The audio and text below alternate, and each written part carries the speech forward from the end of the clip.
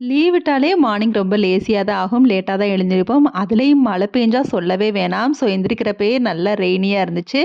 So லேட்டா எந்திரிச்சதுனால ரொம்பவே சிம்பிளான ஒரு டிஷ் தான் பண்ணேன். ஒரு பேன்ல எண்ணெய் ஊத்தி கடுகு, உளுந்தம் பருப்பு, சோம்பு, பட்டை, கிராம்பு, அன்னாச்சி பூ, காரத்துக்கு வத்தல், கருவேப்பிலையும் போட்டு, தக்காளி நல்லா ஃபைனா சாப் பண்ணது அதையும் சேர்த்து நல்லா வதக்கி விட்டுக்கங்க.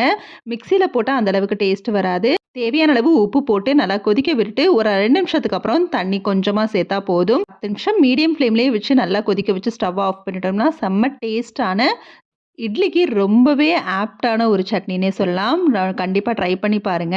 வீட்ல இருக்கிறவங்களுக்கெல்லாம் இட்லி ஊத்திட்டு, எனக்கு மட்டும் உளுந்து கஞ்சி 1 1/2 கப் அளவு தண்ணி சேர்த்து தான் நான் இந்த பவுடர ஆட் பண்ணி, நல்லா பச்சை தண்ணீல கலந்ததுக்கப்புறம், அப்புறம் ஸ்டவ்ல வச்சு ஒரு பிஞ்ச் அளவு ஏலக்காய் பொடியும், கொஞ்சமா உப்பும் சேர்த்து இந்த கஞ்சி ரெடி பண்ணேன். வெயிட் லாஸ்ல இருக்கவங்களுக்கு செம ஆப்ட்டான ஒரு ரெசிபி. 1 டம்ளர் கஞ்சியோட மொளக்கட்டின பயிரும் எடுத்துக்கிட்டேன்.